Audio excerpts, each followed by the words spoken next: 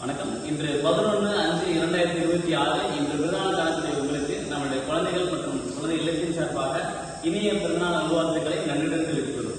மேலும் இந்த சிறந்த நாளில் நீங்களும் உங்கள் குடும்பத்தார் அனைவருமே நலமோடு வளமோடு